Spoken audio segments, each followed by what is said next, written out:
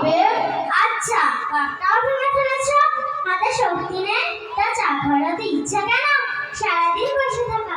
আজ থেকে ঘরের কাছে হাত লাগাও, যেমন থালা বাসন মাজা, ঘর মোছা।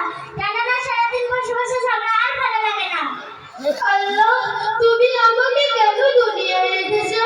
তুলে দাও, আমার আর বই অত্যাচার ভালো লাগছে না। আল্লাহ, বৌমা, ও বৌমা, আমার খুব কষ্ট হচ্ছে, আমার এক গ্লাস পানি দেবে মা? শুধু পানিই দেবো না, পানির সঙ্গে একটু বিষও মিশিয়ে দেবো, যাতে আমার কষ্টটা একটু কম হয়ে যায়।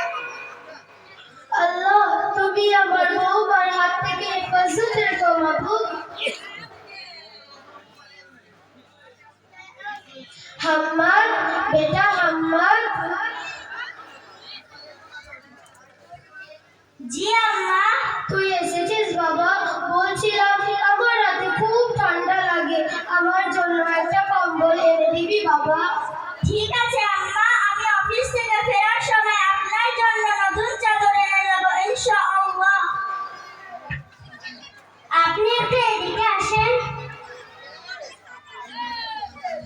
কি হয়েছে বলো সাইদা? আমি তোমার আদরের স্ত্রী, তুমি আমার জন্য নতুন চাদর এনে দাও। আমি আম্মির জন্য পুরনো চাদরটা দিয়ে আসছি। আরে সাইদা, তুমি কি জানো না আর নবী করিম সাল্লাল্লাহু আলাইহি ওয়াসাল্লাম বলেছেন, আল জান্নাতু তাহতা আকদামিল উম্মাহাত, অর্থাৎ মায়ের পায়ের তলায় সন্তানের জান্নাত। আর তাছাড়া মাতা একটা চাদরই চেয়েছেন, আর চাদর চেয়েছে কার? আরো নতুন কিছু চাইবে। নতুন জিনিসের তো আমারই প্রয়োজন, আমার বাড়িতে নতুন কুটুমের যাতায়াত। আর তোমার কি তোমার বাচ্চাদের ভবিষ্যতের জন্য কোনো প্ল্যান্স করার ইচ্ছা নেই বুঝি? ওইভাবে যদি মা বাবার পেছনে খরচ করতে থাকো, তাহলে আমাকে বাবার বাড়িতে রেখে আসো। আমি তো খুব মুসিবতের মধ্যে পড়ে গেলাম। ঠিক আছে সাইদা, তুমি আমাকে পুরনো চাদরটা দাও।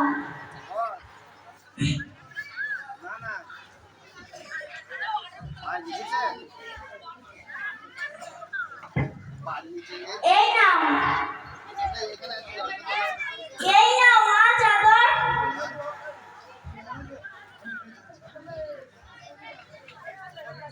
দাদিমা, দাদিমা, আজ আমার পরীক্ষা, আমার জন্য একটু দোয়া করবেন।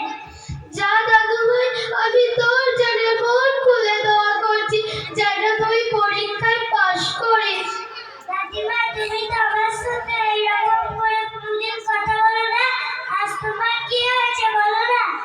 ও কিছু না, তুই যা বাবা। আব্বু, আব্বু, দাদিমার কি হয়েছে বলো না। আব্বু, আব্বু, দাদিমার কি হয়েছে বলো না।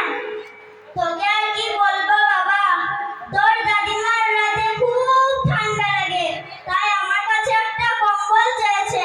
কিন্তু তোমার আম্মা আমার কাছে নতুন চাদর চেয়েছে, তাই তোমার দাদিমাকে পুরনো চাদরটা দিতে হয়েছে। দাদিমা, তুমি কোনো দুঃখ করো না, ওই চাদরটা আমাকে দাও।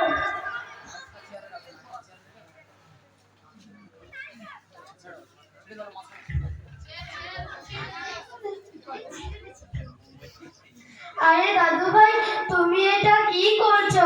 তোমার আব্বা যখন ছোট ছিল, ওর যখন রাতে ঠান্ডা লাগতো, আমি তাকে চাদর দিয়ে বুকে আগলে রাখতাম।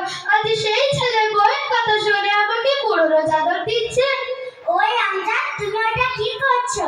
তুমি ওই চাদরটা তোমার দাদিমাকে দিয়ে দাও। এই চাদরটা আমি দু টুকরো করছি, এক টুকরো আমি দাদিমাকে দেব, এক টুকরো আমি আমার কাছে রেখে দেব। তুমি যখন বুড়ি হবে, এক টুকরো চাদরটা তোমাকে দেব। হে আল্লাহ, আমার কাজের আসর আমার ছেলের উপর পড়েছে। বেটা, তুই কি সত্যি ওই চাদরটা আমাকে দিতে পারবি? কেন দিতে পারবো না? তোমার গলায় যেমন আমার আব্বুকে দাদিমাকে দিতে হয়েছে, তখন যে বাড়ির স্ত্রী হবে তার গলায় এই চাদরটা তোমাকে দিতে হবে।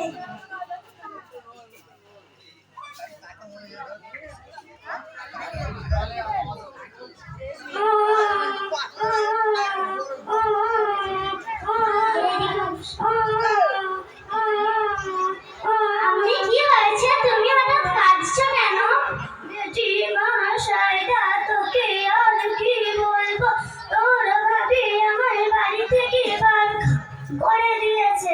ভাইয়া কিছু বললো না? ও তো এখন বউয়ের গোলাম হয়ে গেছে, বউ যেটা বলবে সেটাই করবে। আজকাল দুনিয়ায় কি আর মা বাবার কদর আছে?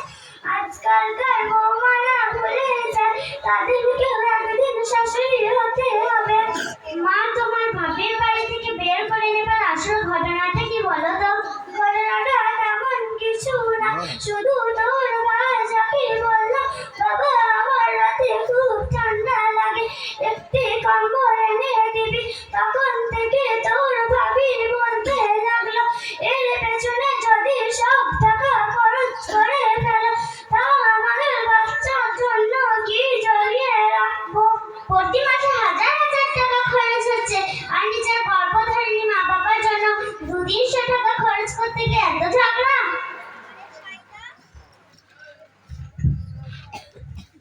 আরে সাইদা, তুমি তো এক্ষুনি এই কাজটাই করেছিলে। আর যখন তোমার ভাই তোমার মায়ের সঙ্গে খারাপ ব্যবহার করলো, তখন তো সব উল্টো হয়ে গেল। তুমি তোমার মায়ের খেদমত করা থেকে আমাকে বারণ করো, আমার জন্য কোনো জিনিস নিয়ে আসলে রাগারাগি করো। ছি সাইদা ছি, তোকে আমার মেয়ে বলতে লজ্জা লাগছে। তুই তোর শাশুড়ি মায়ের সঙ্গে এরকম ব্যবহার করিস? মা, তুমি আমাকে ক্ষমা করে দাও। তুই আমার কাছে ক্ষমা চাচ্ছিস?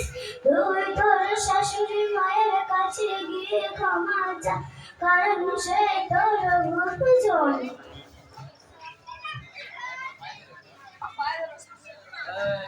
শাশুড়ি মা, আপনি আমাকে ক্ষমা করে দেন। যাওয়া, আমি তোকে ক্ষমা করে দিলাম। আল্লাহ, তুমি আমার বৌমাকে নেক বানাও। আসসালামু আলাইকুম। আমি মারিয়াম খাতুন, আমি ওখানে ছিলাম ছেলে। আমার মতো কেউ যেন স্ত্রীর কথা শুনে মা বাবাকে কষ্ট দেবেন না। ইনি ওয়াসিম শেখ, ইনার মতো সন্তান যেন প্রত্যেক ঘরে ঘরে জন্মায়, তাহলে একটু মা বাবাকে শিক্ষা দিয়ে যায়।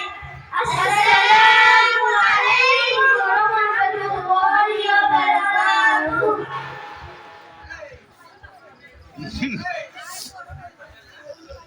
মাশাআল্লাহ, এদের পুরো গ্রুপে 100 টাকা উপহার দিয়েছেন। তো উপহারটা শাশুড়ি মায়ের কাছে করে দিচ্ছি। হ্যাঁ,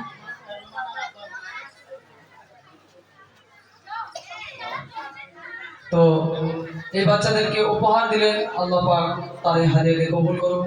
হাতে দুটো লাঠি আছে, ও আমাকে কষে দেবে একটা দুটো, ব্যাস কাজ হয়ে যাবে।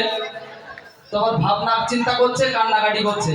তো আমাদের সমাজে যে সমস্ত মায়েরা রয়েছেন, বোনেরা রয়েছেন, সমাজকে সুন্দর করতে হবে, বাড়ি যেন জান্নাত হয়, বাড়ি যেন জাহান্নাম না হয়। তাই যে নির্দেশনা আমরা এখান থেকে পেলাম, যে শিক্ষা এখান থেকে পেলাম, তার উপরে ইনশাআল্লাহ আমরা আমল করার চেষ্টা করব। এদেরকে চকলেটের মাধ্যমে এখান থেকে বিদায় জানানোর অনুরোধ করব।